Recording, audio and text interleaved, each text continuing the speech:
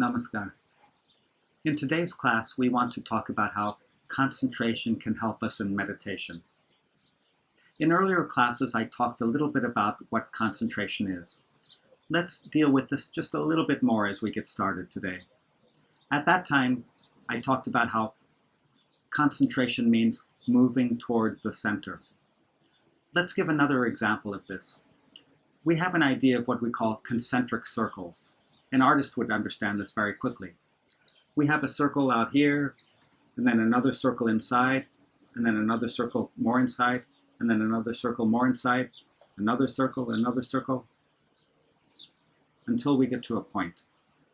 And that point is the idea of what meditation is.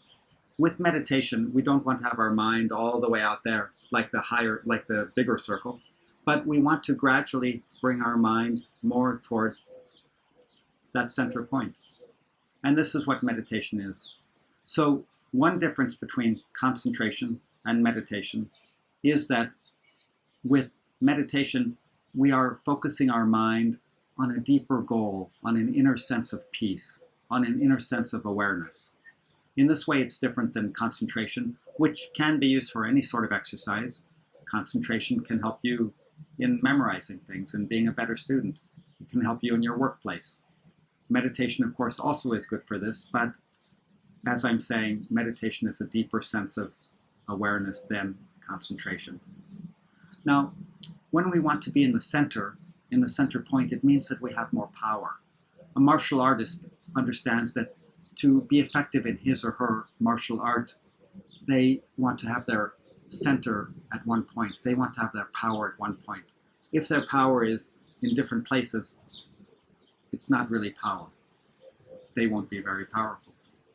In a similar way, we can say with meditation that if our mind is still wandering out there, then we don't have much concentration.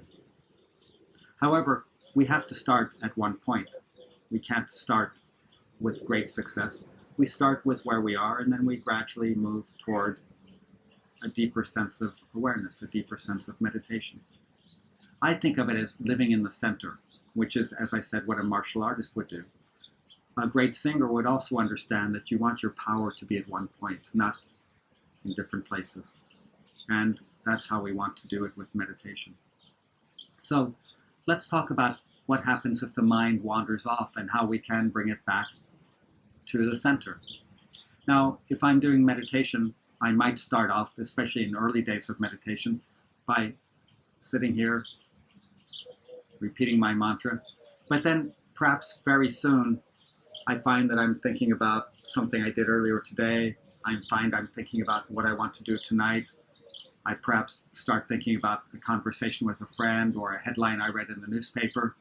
Many different activities, many different thoughts will come into my mind. Then I might realize I was trying to do meditation, but I'm thinking about different things. Well, that itself is an awareness that you were not meditating, and that's a good first reminder.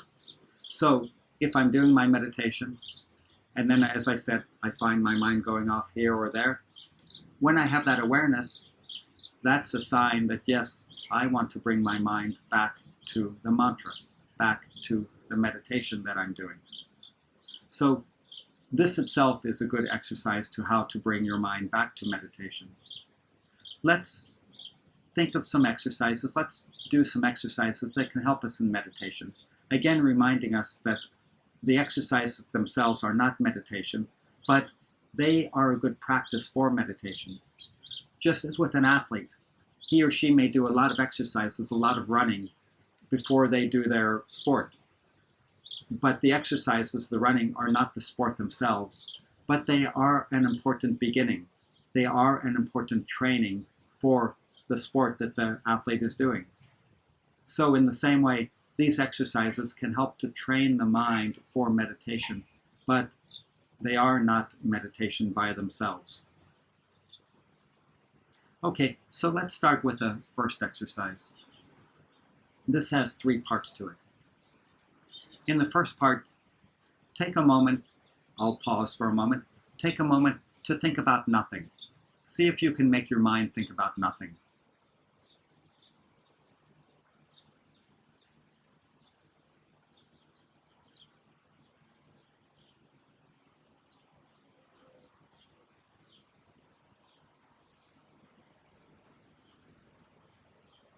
Okay.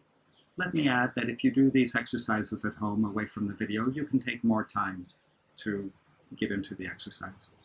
So the first part, I ask you to think about nothing. The second part of this exercise is to think about anything particular. It might be a shape, it might be a sound, it might be a person you know, it might be an idea, a memory. But let's take a moment now to think about one particular thing of the ideas that I just gave you.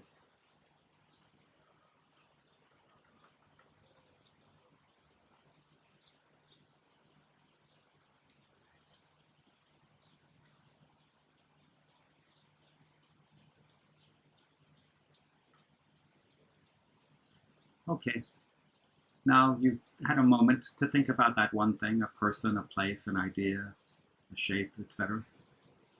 Now the third part of the exercise. For this, as you're watching the video, I want you to close your eyes right now before we give this idea. So we've thought about nothing, then we've thought about any particular thing. Now I want you to think about anything you want, but do not think about a pink elephant.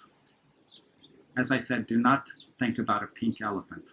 Think about anything else, but do not think about a pink elephant.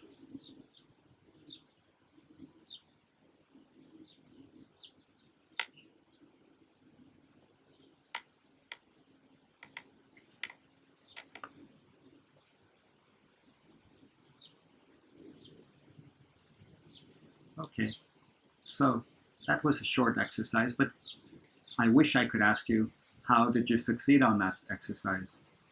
In classes I have, when I give this exercise, I often find that people, by the third part or with the third part of the exercise, are a bit in shock, or they're in a bit of amazement or surprise. They may start laughing because they quickly realize that it's very difficult not to think about that pink elephant.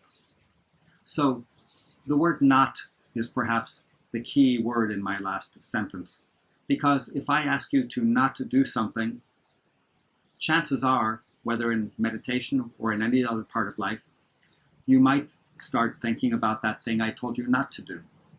You might remember when you were young that your mother or father may have said, "Don't go across the street." What they probably meant is, look both ways, be careful before you cross the street.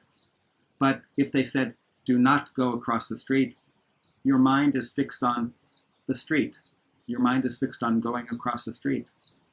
Someone may say at another point in your life, you should not smoke cigarettes, or you should not overeat. What is fixed in your mind is cigarettes or eating, because the mind cannot really hold an empty idea. The word not is simply emptiness, and that does not help us in our thinking. It does not help us in our concentration.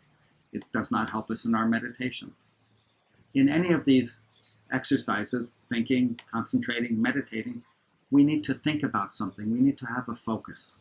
Otherwise, the mind does not know what to do. So, almost literally, the mind does not hear the word not, because it needs something that it is exercising with. It needs something that it is focusing on. Now let's do an exercise that's a little more normal than the pink elephant exercise. In this one, you'll close your eyes, either now or when you do this exercise beyond the video in your daily life at home somewhere. You can close your eyes. It will make the exercise a bit easier. So first in this exercise, with your eyes closed ideally, observe your breathing at the tip of your nose. Of course, you can't see the breath, and if your eyes are closed, you can't even see the tip of your nose. But imagine that you are observing your breathing at the tip of your nose as you breathe in and out. First you breathe in, and all the time you're breathing in, keep your mind focused at the tip of your nose.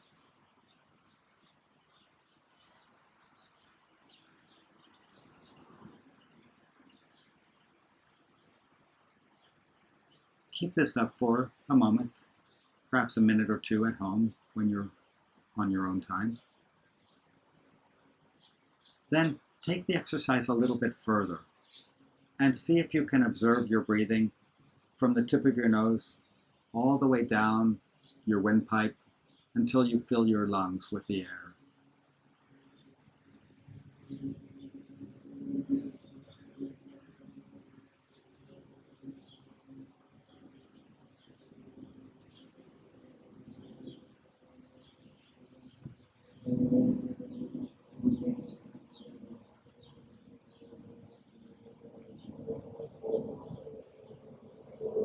If in your own time you keep this exercise up for a few minutes, you might find that by the end of the exercise, your breathing is a little more slow than it was at the beginning of the exercise. So the second step, as I said, was to observe your breathing from the tip of your nose through your windpipe down into your lungs as your lungs fill up, and then observe it on the passage outward as the air leaves your body. Do this for a couple of minutes, and then let's move to the next step in this exercise. Now, as you breathe in, imagine that you are filling your body with a sense of harmony or with a sense of vitality, and that this air that's bringing the vitality, the harmony in, is not just in your lungs, but it's going throughout your body. You might want to imagine a certain color associated with that sense of harmony or vitality. The color totally depends on yourself. But I do find that people would tend to pick a color of green or blue, but it can be any color. And then just imagine, as I said, that you're breathing in and filling your body, your whole body, with a sense of harmony or a sense of vitality. Let's do this for a moment.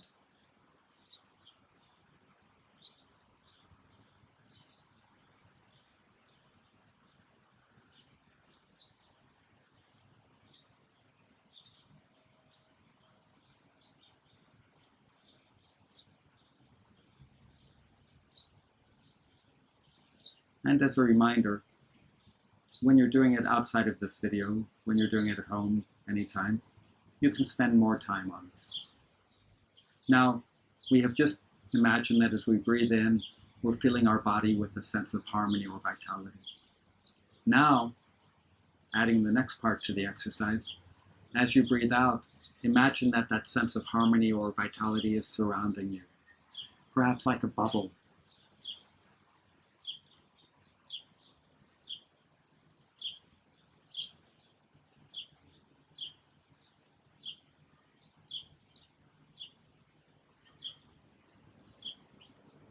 Okay, this is an example of the exercise, a reminder, you might say.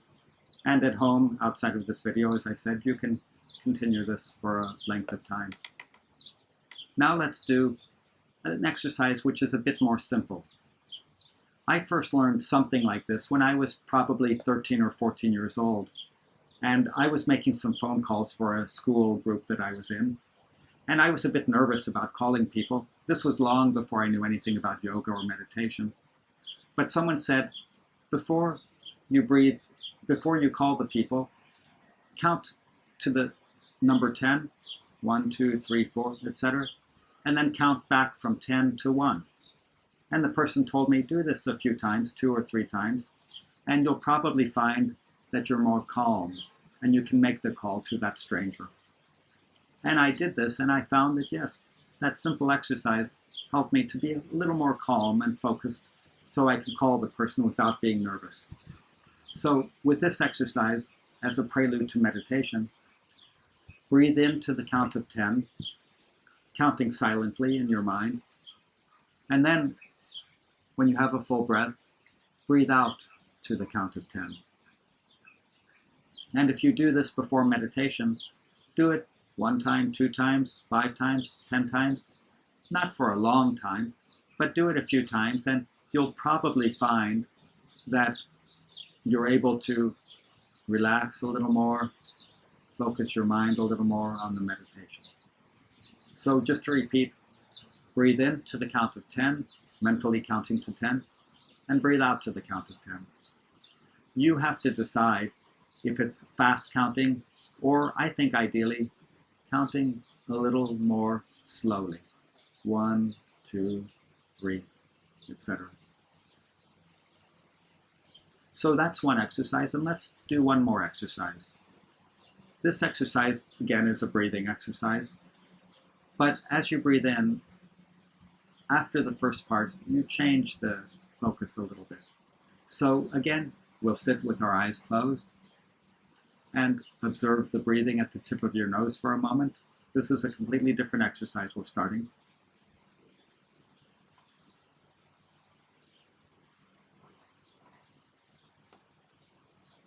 But now with this exercise, as you breathe in, just observe different parts of your body. You might, before the exercise, calculate that I want to observe my shoulders, my chest, my stomach, my legs, my knees, etc. Or simply, when you're doing the exercise, observe a part of your body where you feel some tension, some pain, an odd feeling that you're not normally feeling. And it's totally up to you. It's not the same as any other person. So let's do this now. I'll remind you. Breathe in. And while you're breathing in, observe your body and take the breath to some part of your body.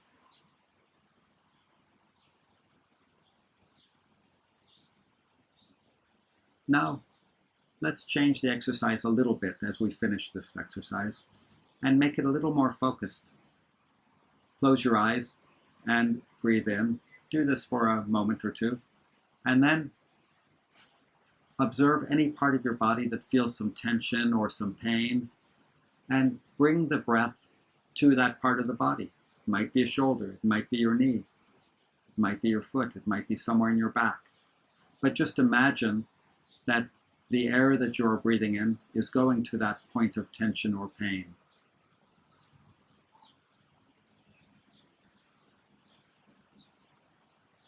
And then take the exercise a little bit further, and as you breathe into that point of tension or pain, now breathe out, and when you breathe out, imagine that the pain is also going out and just disappearing into the air.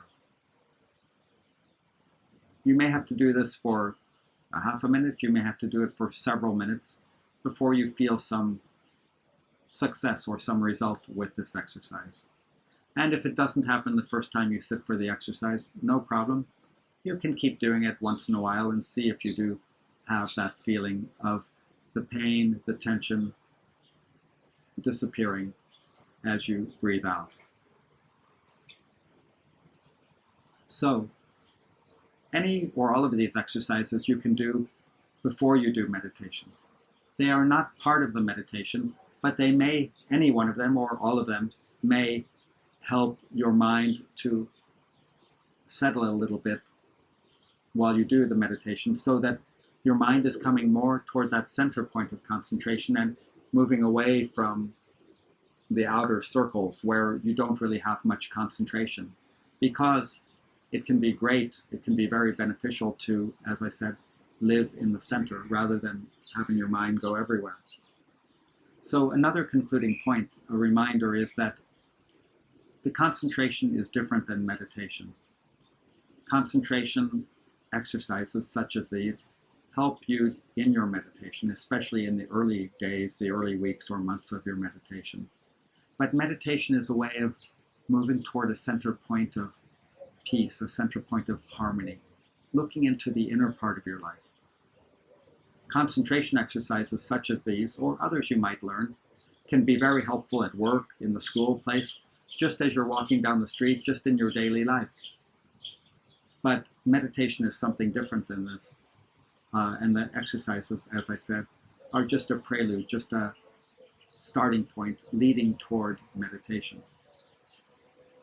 And I hope that this video has been helpful for you in reflecting on how you can bring meditation further into your life. Thank you. Namaskar.